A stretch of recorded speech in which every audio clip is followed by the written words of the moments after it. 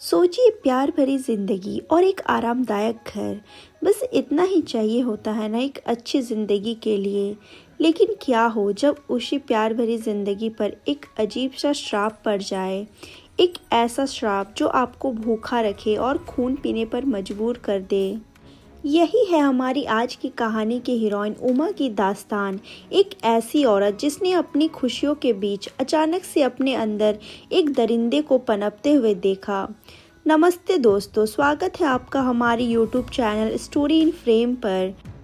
आज हम देखेंगे कि कैसे एक सादी सी दुल्हन एक चुड़ैल बन जाती है। कहानी शुरू होती है एक ट्रेन में। एक नया नवेला शादीशुदा जोड़ा उमा और गोपाल अपने सपनों के घर की ओर जा रहे थे।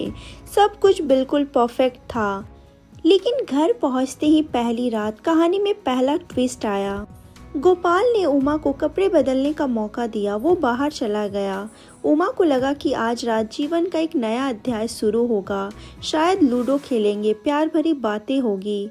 मगर जब गोपाल वापस आया तो उसने बहाना बनाया, मुझे भी कपड़े बदलने हैं, तुम बाहर जाओ। उमा को कुछ समझ नहीं आया। वो बेचारी बाहर बैठी बीड़ी फूंकने लगी। जब वापस अंदर गई तो पतिदेव चैन की नींद सो रहे थे। सोचिए, जिस रात का हर नई नवेली दुल्हन को इंतजार होता है, उसी रात उसके हिस्से में सिर्फ इंतजार और अकेलापन आया। इस परेशानी में उमा घर से बाहर निकल गई। सड़क पर अकेली घूम रही थी कि उसे भूख लगी। फिर कुछ कुत्ते उसके पीछे पड़ गए। डर के मारे वो वापस घर आ गई। अगली सुबह पति गोपाल काम पर जा चुका था। घर में खाने को कुछ नहीं था। उमा ने दरवाज़ा खोला तो देखा कि वो जिस रास्ते पर रह रहे थे वो तो एक चलती फिरती सड़क थी। लोग आते जाते रहते थे। शाम हुई। गोपाल शराब पीकर घर वापस आया।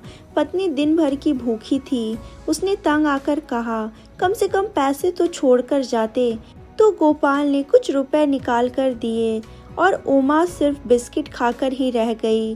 उसकी शक्ल बता रही थी कि वो इस डिस्टर्बिंग जिंदगी से पूरी तरह थक चुकी है। फिर अगली सुबह हुई। उमा ने आवाज़ उठाई, बाहर जा रहे हो तो मुझे पैसे देकर जाना। गोपाल ने 250 रुपये दिए और फैक्ट्री चला गया। उमा बाजार गई, सब्जी चाकू सब खरीद लाई। दिक्कत ये थी कि उसे खाना बनाना नहीं आता था। वो मदद के लिए पड़ोसन में शीतल आंटी के पास गई। शीतल आंटी जिसका रोल आगे चलकर बहुत ही अहम होने वाला है। रात को थका हारा गोपाल घर आया। उसने देखा कि उमा खाने के साथ लड़ रही है, मतलब उसे ठीक से खाना बनाना नहीं आया। दोनों बिना खाए सो गए। उमा को इस रात भी लगा कि शायद अब कुछ होगा, मगर फिर वही, गोपाल कुछ नहीं करता और सो जाता है। अगली सुबह उमा का गुस्सा फूट पड़ा। उसने फिर पैसे मांगे। गोपाल को गुस्सा आया। पूरे हफ्ते के पैसे दिए थे। उमा ने कहा, मुझे हिसाब समझ नहीं आता, मैंने एक ही बार में सब खत्म कर दिए। यहाँ गोपाल ने ज़मीन पर लाइनें खींचकर उसे समझाया कि कैसे पूरा हफ्ता चलाना है। यह एक छोटा सा पल था, पर शायद यही से उमा ने अपनी ज़िंदगी की जिम्मेदारियाँ लेनी सीखी। वो फिर शीतल के पास गई, इस बार खाना और घर मैनेज करना सीखने के लिए। अगली रात माहौल थोड़ा बदला। दोनों ने खाना खाया और फिर सुट्टा मारने बाहर निकले। पहली बार उन्होंने अपने दिल की बात एक दूसरे से कही। मगर वक्त के साथ उमा फिर परेशान होने लगी। पति रात को साथ नहीं होता और शराब पीकर आता। आधा पैसा तो वहीं बर्बाद हो जाता था। उमा ने बाहर घूमने की जिद की। उन्होंने मुंबई से अलीबाग जाने का प्लान बनाया। 13 घंटे का सफ़र प्लान किया, पर क्या मिला, 6 घंटे आने में, 6 घंटे जाने में और सिर्फ 1 घंटा वहां बिताने को। पूरी प्लानिंग बर्बाद हो गई। गोपाल को लगा था कि अलीबाग पास ही होगा, पर उन्हें क्या पता था कि उनका वक्त सिर्फ आने जाने में ही ख़त्म हो जाएगा।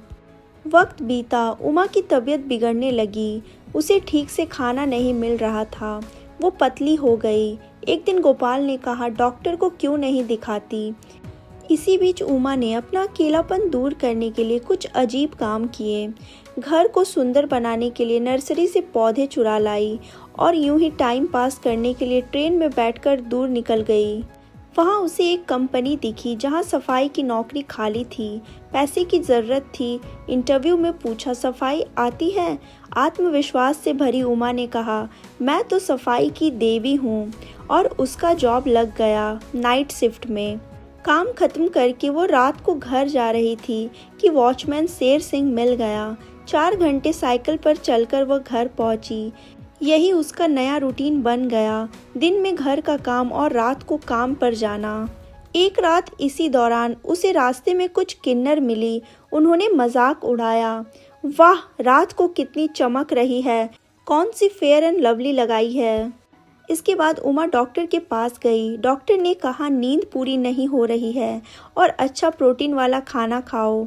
मगर दिक्कत ये थी, उसे रात में नींद नहीं आती थी, नींद आती भी थी तो दिन में। एक दिन सफाई करते करते उमा गिर गई। कमजोरी थी पर ताकत भी थी। आखिर कौन सी ताकत? घर जाते वक्त उसे पेट में भयानक दर्द हुआ, जैसे तेज भूख लग रही हो। सामने उसे बकरी का बच्चा दिखा। उसने उस बकरी का खून पी लिया। कोई देख न ले इसलिए लाश को कचरे में फेंक कर घर आ गई। रात में उसे बहुत सर्दी लगी तो कंबल ओढ़ लिया। अगले दिन वो उसी जगह गई।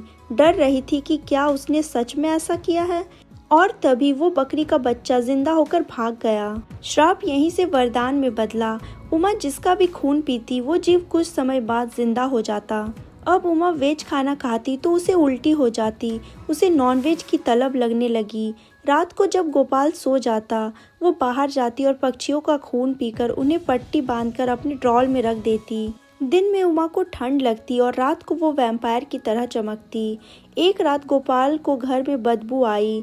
उमा को सब सच्चाई बतानी पड़ी। मैं वेज नहीं खा सकती और रात को जानवरों का खून पीकर अपनी भूख मिटाती हूँ, पर सबसे खास बात वो जानवर जिंदा होकर दरिंदे बन जाते हैं। गोपाल ने कहा ठीक है, मैं तुम्हारी मदद करूँगा। फिर उन्होंने पहली बार एक दूसरे के साथ अंतरंग पल बिताए।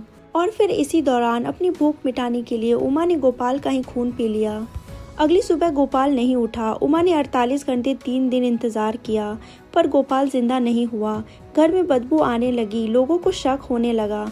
दिवाली के दिन जहां बाहर सब खुश थे, उमा अंदर बैठी अपनी पति की सड़ी हुई लाश को अगरबत्ती लगाकर उसकी पूजा कर रही थी।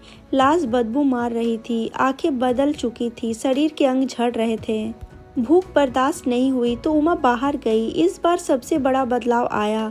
जिस बकरी का खून उसने पिया था वो जिंदा हो गया और उसके सारे शिकार आदमखोर बनकर सामने आ गए। पड़ोसियों को शक हुआ। एक औरत ताका झाकी करने लगी। उमा उसे अपने घर के अंदर ले गई और जब उस औरत ने गोपाल की डेड बॉडी देखी तो वो पागल हो गई। बात दबाने के लिए उमा को हथियार उठाना पड़ा। वो बीड़ी पीते पीते उस पड़ोसन के हाथ पैर काट रही थी। बदबू बढ़ी और लोगों ने उमा को चुड़ैल समझकर मारने का प्लान बनाया।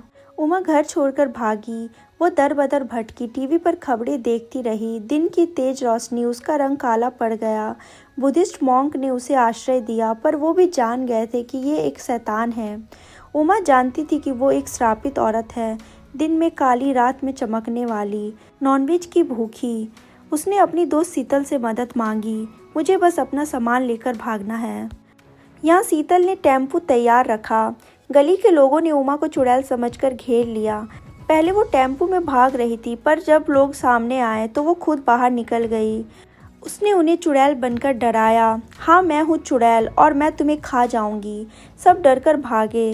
साधु और पुलिस वाले आए, पर तभी शॉर्ट सर्किट से बिजली चमकी। उन्हें लगा उमा ने अपनी ताकत से बिजली कड़का दी है। आखिरकार उमा ट्रक में बैठकर शीतल के साथ भागने में कामयाब हो गई।